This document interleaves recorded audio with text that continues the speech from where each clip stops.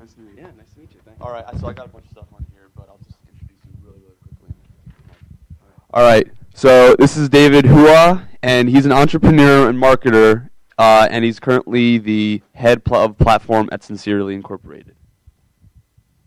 I'm sure you're going to talk a lot. So. I have a little bit too. Can you guys hear me? Okay. Hi, this is Rajiv Eranki. He was previously head of the server engineering at Dropbox, a free service that lets you bring your photos, docs, and videos anywhere and share them easily. Rajiv joined Dropbox in 2008 and worked on scaling a website from a few thousand to tens of millions of users. Before Dropbox, he wanted to pursue academics, but was drawn away by the allure of startups. So give our two speakers a round of applause, please.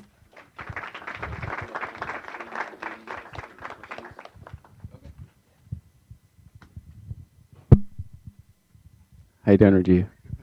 Good. How are you? Good. So we have Kathleen. She's putting her stuff down. She's moderating, but I guess we're going to start without her for a little bit. So I guess one thing I'd love to do is, does everyone know each other here? Have you introduced yourself to the person to the next to you, the right of you, to the left of you? If you haven't, please do. And it'll come up later. Get each other's names, what town you're from, what do you like to do? I'm Hua. Ramsey? Nice to meet you. I'm Hua. Where are you from? Philly? Where? North? All right, cool. I'm outside Philly, Plymouth Meeting. Yeah.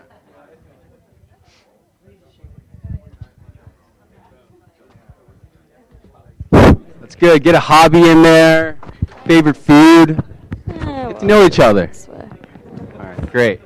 All right, thanks. Hi. So they know who you are now? Yes. Okay. Who we are, and they know each other. Oh, well, good. Can you guys hear me? No?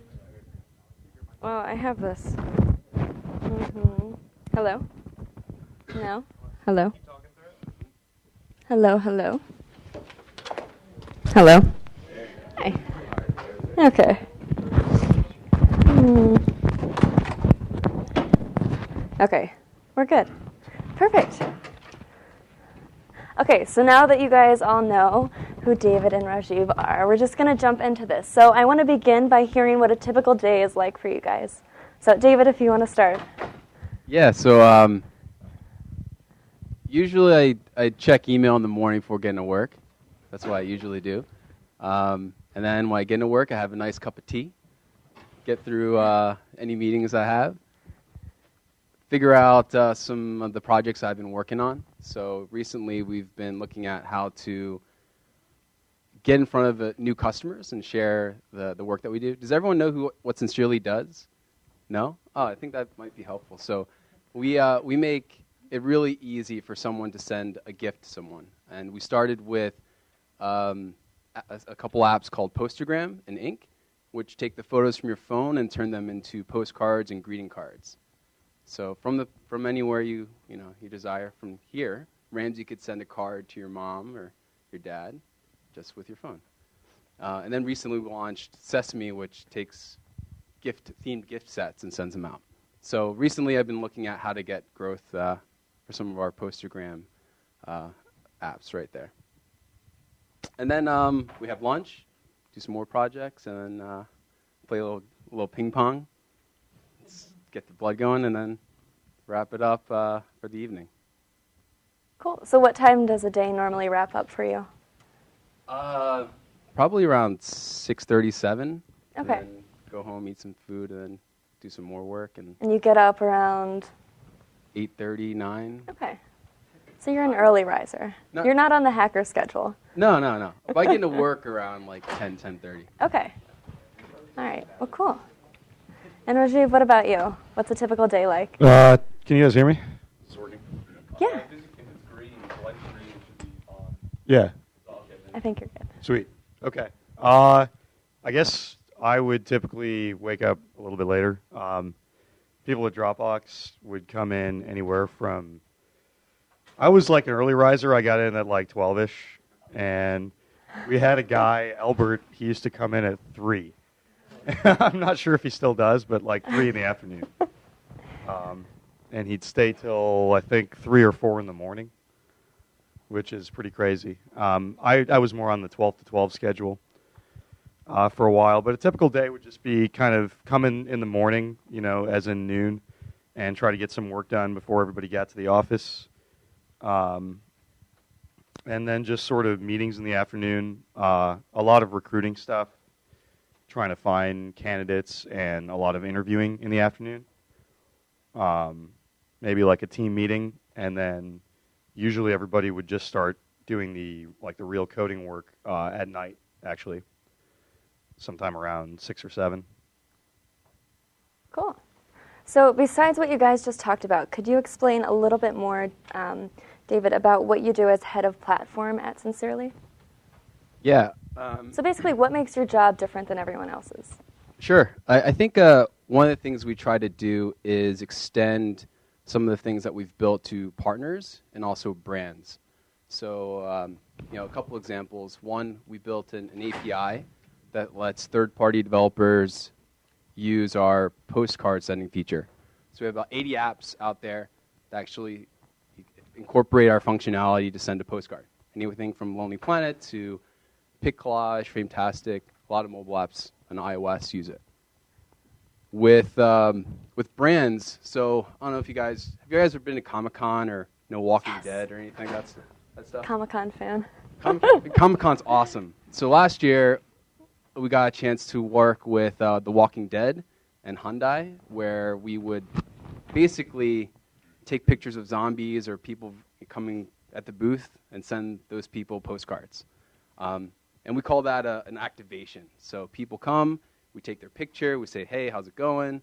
And then when they get back home, they get this postcard from Hyundai using our Postergram template and with their picture in it.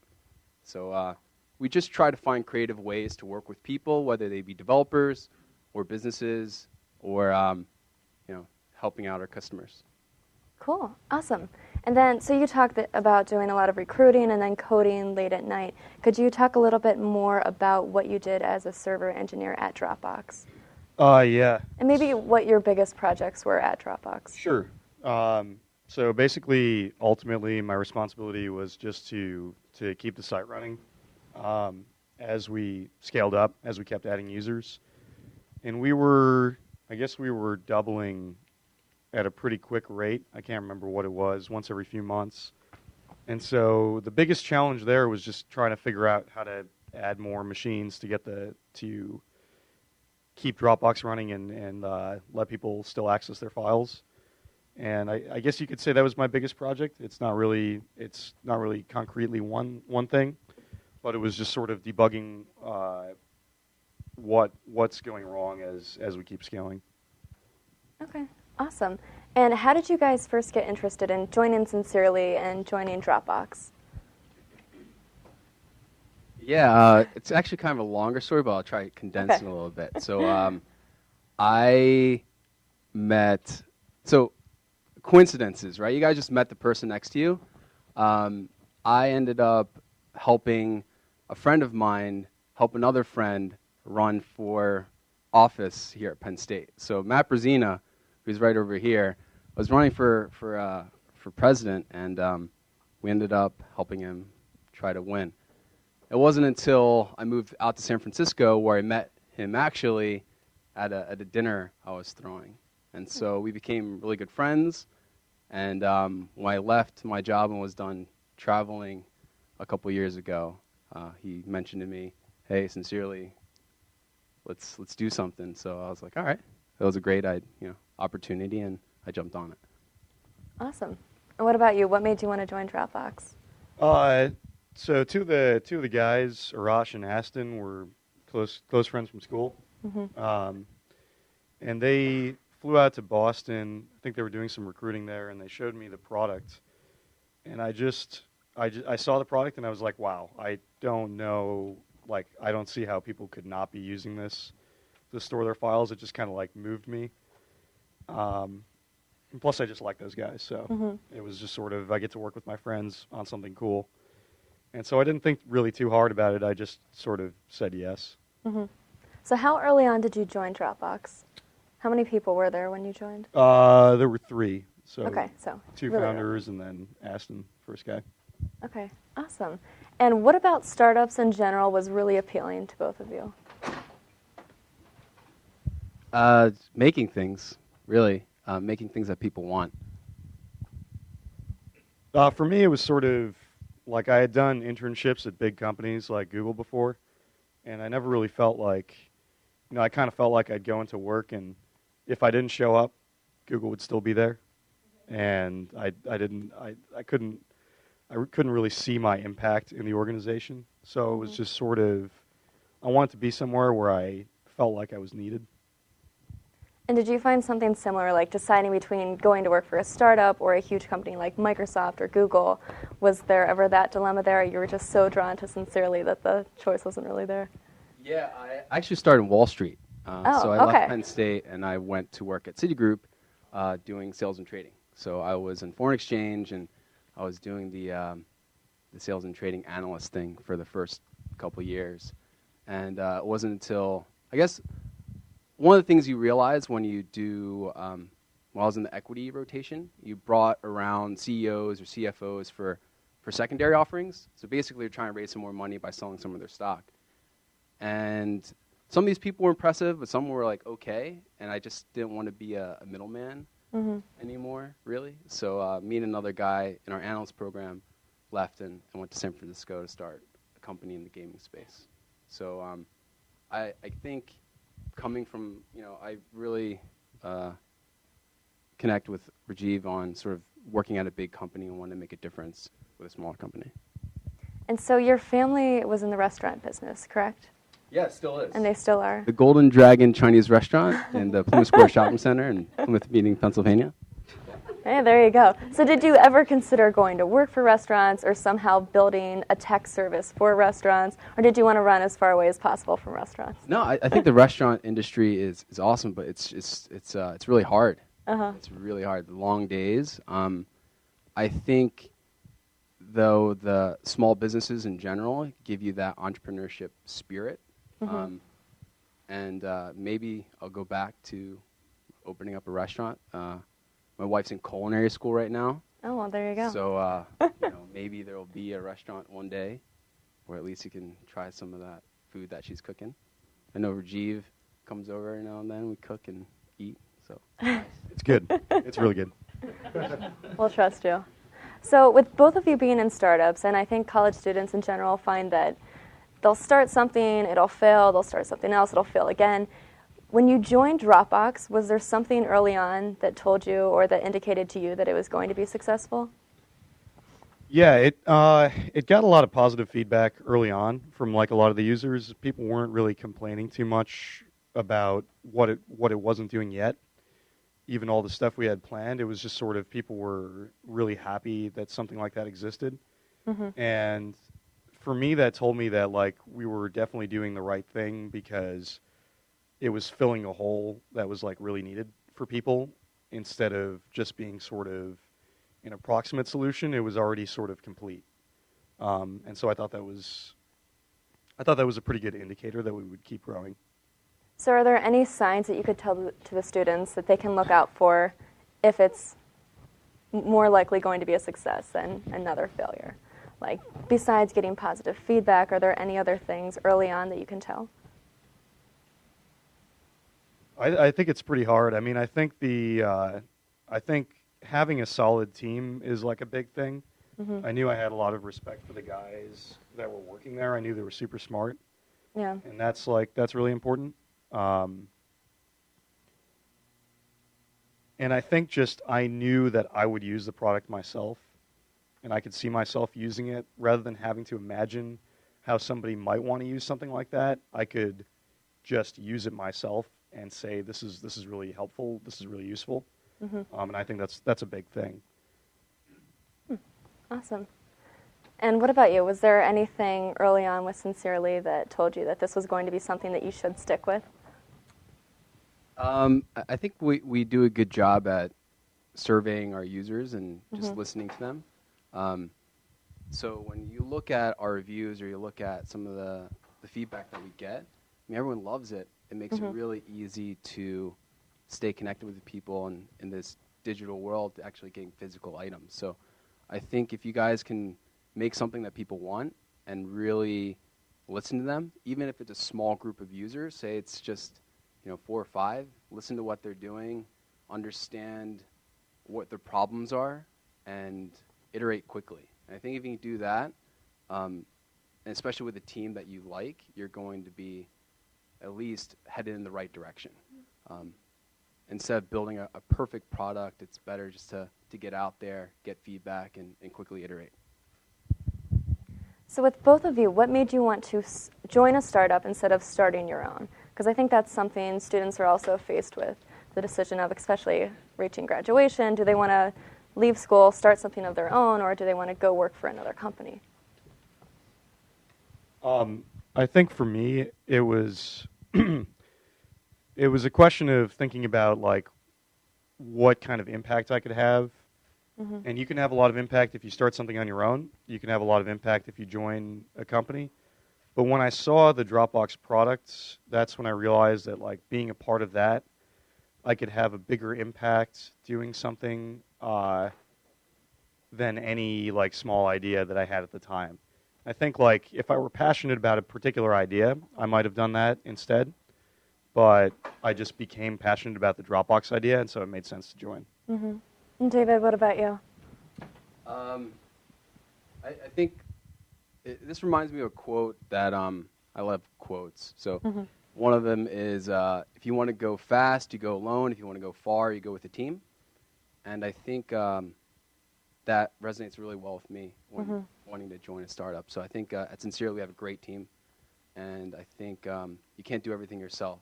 And if everyone has some specialization, you can run together, then you're going to have a better shot at actually succeeding. I really like that quote. That's awesome. So this was probably your harder decision. What made you decide to leave Dropbox? Oh, yeah. So it's sort of, over time, I think this is maybe a kind of jaded way to look at it, but over time you just stop learning as much doing the same job. There are challenges, they keep coming, the site keeps growing, and we had to keep scaling it. But, I felt like in the first year or two, just every single day was something that I didn't know how to do, and I had to wake up and, teach myself something new. And after a couple of years, it became more of kind of applying all that, what I had learned to, that day's challenge. And right now I'm just I want to be doing something different, is the main thing. So it's just a question of challenges. So what are you working on right now? Nothing right now. Nothing. Yeah, just... So any thoughts as to where you want to go? Travel, cooking? Yeah, I've just been sort of traveling and exploring hobbies. Okay, right now I moved to New York. Oh, okay. And I'm kind of interested in education. And so I may try to get into that space. So for anybody that's looking to go out to either the Bay Area or New York, is there anything you could tell them about the biggest differences between the two as far as working for tech companies out there? I mean, I would say the Bay Area is number one by far. That's just the case. There were definitely a lot of tech companies in New York. But if you want the biggest selection, the biggest companies, I mean, that's in the Bay Area. Okay. Awesome. So we talked earlier about looking for signs that the company is going to be a success in the early stages, but what has made you continue to be successful, both with Sincerely and Dropbox? So not necessarily you, but as a company. So you said you engage with users a lot, constantly getting feedback. And I know I get emails from you guys all the time, and it's awesome. Good. So what other things are you guys continuing to do to help you grow and be successful? Sure. I think, so I mentioned earlier that we released this app called Sesame, so you can send themed gift sets. And I think what was really interesting about half the users that use that are current users in our network, so people that have used Postergram or Ink. And I think it really helps people make it easier to be thoughtful. So you can send a nice box with all these great curated items, not to think, if this is going to be useful or not. So I think as we continue to move forward, it will probably be more in listening to users, continue to add value, And one of the biggest things that we have an advantage is that once you've already sent someone something, they're in your address book. You don't have to ask for an address again or anything like that. And the network keeps getting bigger, and it'll make it easier to send anyone anything physical. So we'll get there. So when you listen to users, is it better for you to hear good feedback or bad feedback? Both. Yeah. Yeah, both. I think there's some users that are very detailed in everything, and they're just power users, and you don't know that that's the use cases that they're going through. And then it's really great to listen to new feedback as well. So what's interesting is you have this life cycle from a beginning user just touching your product for the first time to people that have been using it for over a year or 2 years. And it's great to get perspectives from across the board on that spectrum. Cool. And what about you? What do you think has helped Dropbox continue to be successful? Yeah, I think we've also done a lot of listening to user feedback, and you don't necessarily users will tell you what they want. You don't necessarily do that specifically, but you try to listen to what is the root of the issue that they're getting at. They may suggest a feature, and you got to think: is this a feature we should add, or does this just really mean that we should change our product a little bit and make it simpler and easier to use? So listening to user feedback has kind of always guided the way that we've operated. And I think that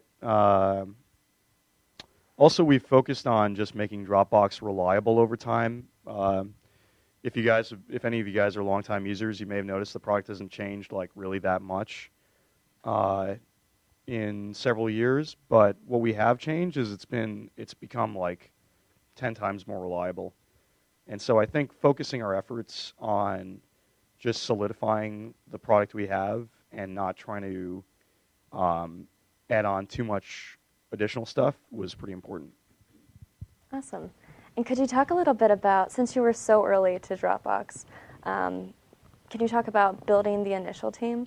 And so to relate it to students, as they're trying to recruit other students to join their startups, what makes a good entrepreneur, and how do they know if they should let this friend into their startup or if they should just remain doing it themselves? That's a good question. I think we got most of us were classmates. Probably our first 10 employees were all classmates at MIT. And, I think we thought a lot about a person's reputation at school. Did they take some challenging classes? Did they do interesting projects? Did they win competitions? That sort of performance stuff is really important. And we were also, a lot of us were good friends, and so we knew that we'd work well together. And that's pretty important because when you're spending 14 hours a day in a room with somebody, you gotta really like them in order for it to work out. And so I think the main thing was just kind of a person's reputation at school was a big thing, and then just were they part of our friends network. Cool. And David, not necessarily building the early team, but what makes a good entrepreneur in general? Yeah, I think I think a lot of it is team selection is important, right? I think what's interesting is I think keeping an eye out for opportunities and not being able to experiment. And those opportunities can come in any fashion, whether it's, as I was driving up here this morning, I noticed that there's a Sheetz next to the gas station that when you get off onto 322. I don't know if you guys know that, but that's new to me. I'm yeah, because the other gas station sucked. So that's an opportunity. Someone, Sheetz. It's not an advertisement for them by any means, but I'm just saying that there's an opportunity where someone thought there should be a better way to do it. And I think as an entrepreneur, if thinking about that and looking at problems and rifling through how you would tackle that is a really good process. And questioning things is also a great thing. Why we're doing one thing one way or why we're doing another thing another way.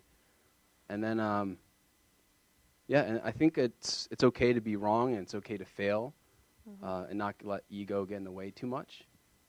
But other than that, I think Yeah, there's a lot. I could probably go on and on, but Yeah. those are pretty good for now. That's good. So we have a few more questions, so I want to throw a fun one out there. If money was no object, what would you do? And it could be anything, I guess. Anything. Probably an astronaut. Yeah? Always wanted to be one when I was a kid. Well, I guess now's your chance. Yeah, maybe. I think I'm too old, but David, what about you? They're like doing interviews for people to live on Mars. It's like an 8-week training program, or 8-year training program. So, but you can't come back. that's the one way I think I'd love just throw really great events and be like a producer. So anything from like an event like Comic-Con, that's awesome, but incorporate really huge music acts and Cirque du Soleil, and I don't know. I love events. I love being at an experience that's authentic and original and all of that. So I probably would do something in that space. I'm sure Matt can find a way to work that into your job at Sincerely. Yeah. So let's do one more question before we open it up to all of your questions. What advice do you have for students being in college right now to take advantage of all the opportunities and prepare themselves to either start their own company or go and work for some company? I mean, I think the main thing's the people. Like, the main value of a college or anything like that is just the people around you. And so I think, like, you should really just get to know the people in your department, because a lot of them are probably doing interesting things. A lot of them can probably help you out, and that's the main thing. Yeah, I would agree with that. I mean, that's why I think Penn State's a really awesome school. I know you guys go here, but once you leave this place, you realize it more and more how special and unique this opportunity is. I mean, you guys came out in the snow to come here, right? So I gotta give you guys are tough. And but also, I mean, it's a family. Like, you get out there, there's some 400,000. It's the largest alumni network in the world. People care about one another. I think it's important to keep opportunities open, to make them open to yourself. So meeting the person next to you, talking about what they do, understanding what goes on in their world, even if it's across different majors, right? You see a liberal arts guy drinking or hanging out at the hub. You can just be like, hey, what are you working on? Just introduce yourself. And you'll realize later on that maybe 3-5 years from now, you're going to be at a party and someone's going to be like, oh, I went to Penn State, or where'd you grow up? And, oh, I know so-and-so. And then, oh, I met them at the hub reading their thesis or something. And then all of a sudden, like, you're married to her cousin. Just saying. It's a small, small world. And, having connections and keeping open really helps solidify So basically, spend more time at the hub. Yeah, spend more time at the hub.